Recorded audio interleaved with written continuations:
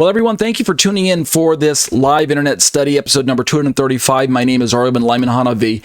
As you can see on my screen, normally what we would be engaged in would be the eschatology study, eschatology, a biblical study of end-time events. But as I already mentioned 2 weeks ago, before we took our break for Rosh Hashanah, we're going to do a special study tonight. I've got no name. I don't have any name for the study. It's just basically going to be talking about the Jewish feasts of the fall feasts that are on the calendar. I say Jewish, but really they're God's feasts, but he loaned them out to the Jewish people, to Israel. But the fall feasts and their significance for end time events, particularly the significance of how the end times, fall feasts and the end times kind of overlap with one another, or parallel, meaning it's really no secret, and every Bible student should be aware of it, although it's a shame that many aren't, that the festivals that are mentioned in Leviticus chapter 23, they outline the kind of the roadmap of Messiah Yeshua's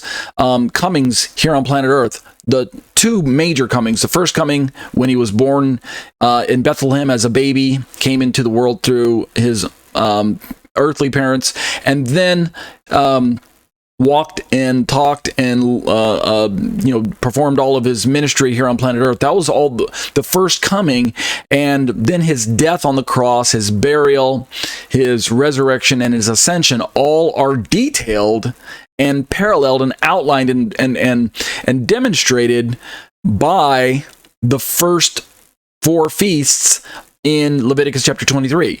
So there's a one-to-one correspondence, and I'll put a little graphic on the screen in post-production that shows this. But every Christian should be aware of this, right? Jesus is the Passover lamb. He was the unleavened bread that was put into the earth, the bread without sin. He was the first fruit that was raised from the dead, right? The resurrection of those who would never die again once they've been resurrected. He was the first one to experience that, and then he ascended on high to sit at the right hand of the Father. And then when he sent his Holy Spirit, i.e. the Holy Spirit of God, was sent at 50 days later on Shavuot at Pentecost, well, then that closed out the fall feasts, as it were. I'm sorry, the spring feasts. So there's a correspondence there that I think most people are aware of, but some people just don't put more special emphasis on it. To be sure, Israel's still in the dark. They haven't figured it out, right? Rabbinic Judaism has blinded the minds of Jewish people the world over into thinking that these are just all kind of agricultural feasts and they're special to Israel, but they're not really special to anyone else, or really don't bear any real significance when it comes to pointing out who Messiah is and what he's going to be doing and when. But now we've got the fall feasts, right? And we're right in the middle of these fall feasts. And yet the themes are still there. The Messianic themes of Yeshua returning to his people, pouring out national atonement for national Israel, right, at Yom Kippur, and then drawing all the world into one giant Sukkot celebration where we celebrate together and usher in the millennial kingdom and things like that. So that's what we're going to be talking about tonight. So without further ado, what I want to do is I want to borrow two main resources. The first resource is my own. It's from my own study. I'm just turned to it here on my own website. Let's see. You can see on my screen, it's from the Holy Convocation series, and I've got videos available. The Feasts of ADONAI, or dress rehearsals of Messianic Redemption. I recommend that you watch that video. You can go straight to my website at www.tatesatorah.com and then click on the Holy Convocations link at the top of the screen, or if the pop-up shows up, because we're in the middle of the fall feast, then follow the links for the Holy Convocations there. Question: should we celebrate the Jewish feasts as Christians? The answer, short answer, if you don't want to watch the video, the answer is yes. So I've got a study here. It's the introduction and overview to the festivals, and I'm going to read this study, just the part one. It's only like a short half page when I wrote it in Word format. So I'm going to read that, and then the second resource also by way of my own resources. Again, you can go to my YouTube channel at youtube.com/Tetzei Torah Ministries /C. YouTube channel /C/Tetzei Torah Ministries. I believe that's the YouTube channel URL. Or just do a Google search for me or YouTube search for my name, Ariel Hanavi, or Tetzei Torah Ministries. You'll find it that way. And I have one of my playlists, the Feasts of the Lord, the Mikra'e Kodesh series. You can see all the thumbnails are blue. And you can watch the festivals there. And I made made video recordings of what I'm going to read, like part 1. I made that. That's right there. They can see. You can watch the first one on the top of the screen. Let me blow it up for you. That one right there. So you can watch that if you get a chance. There we go. You can watch that if you get a chance. I highly recommend it. And then the third, the second resource that we're going to be looking at is, you remember I've been using this book called The Sign by Christian author Robert Van Kampen, who passed away just before 2020. I'm sorry, just before 2000, so it was 1999, somewhere in 1998. But he wrote a book called The Sign of Christ's Coming and the End of the Age. And in this book, which you can see on my screen is available from Amazon.com. In this book, he has a chapter, let me turn to it, called End Times and 3 Jewish Feasts. And I've got this book that I'm reading from an online archive resource that I'm subscribed to.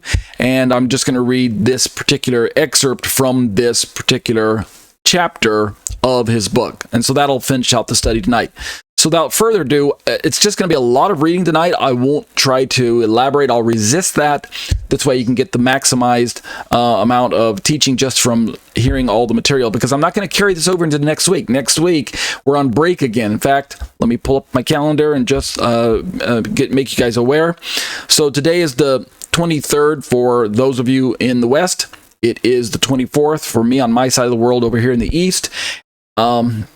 I think I got those backwards. Well, in Asia, it's the 24th, but in the Americas, it's still the 23rd. And Yom Kippur is fast approaching.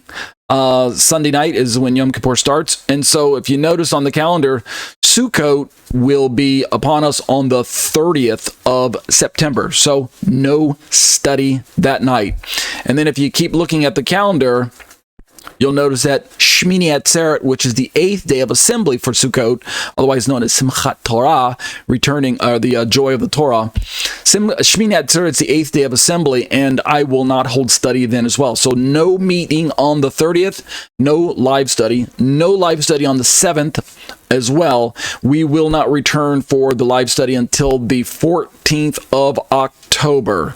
So since today is the 23rd, for most of you listening to this recording, and for those of you with me in the live study, I'm sorry. Since today's the 23rd, since we are having study, then there won't be a study 2 weeks following. So the study that I'm going to do tonight is going to have to carry over for those 2 weeks. Okay, so let's jump into the study. I'm just going to do a lot of heavy reading. It's self-explanatory.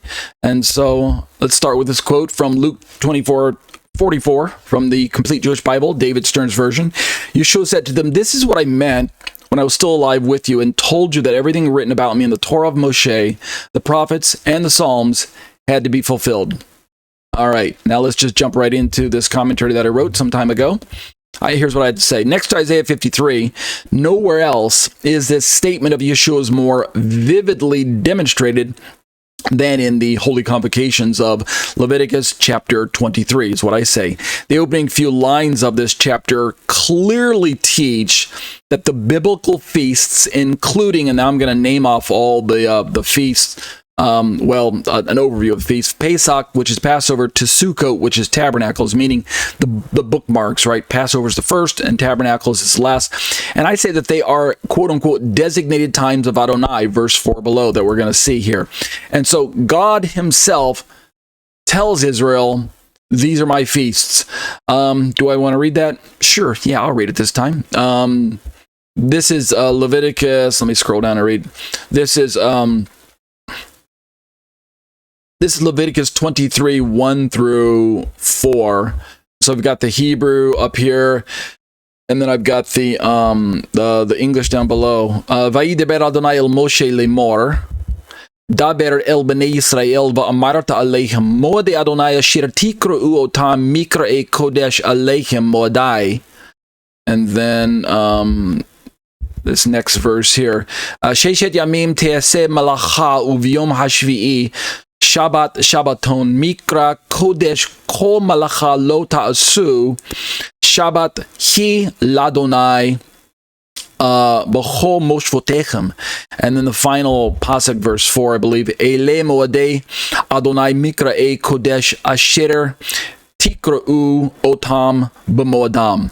And so the translation of those of that passage that I just read from the Hebrew, going back into English using David Stern's version, verse 1, Adonai said to Moshe, verse 2, tell the people of Israel the designated times of Adonai which you are to proclaim as holy convocations are my designated times. Again, these are feasts of the Lord. Israel is just borrowing them. So they're not Jewish feasts. Get that out of your head. Which means if you name the name of Adonai as your Lord, then these feasts are for you too, right? They are for all who name the name of Adonai, the name of the Lord. This does include national Israel, obviously, because God spoke to them when these words were recorded. But they now extend to Gentiles who have been brought into the family of God via their genuine faith in Messiah Yeshua. Thus, Gentile Christians who are grafted into Israel also have full access and privilege to keeping these feasts. These are not Jewish-only feasts. They do not belong to the people of Israel only. The Torah is not a Jewish-only document. Verse 3, Moshe is told from God, work is to be done on 6 days, but the seventh day is a Shabbat of complete rest, a holy convocation. You are not to do any kind of work. It is a Shabbat for Adonai, even in your homes. And then verse 4, these are the designated times of Adonai, the holy convocations you are to proclaim at their designated times.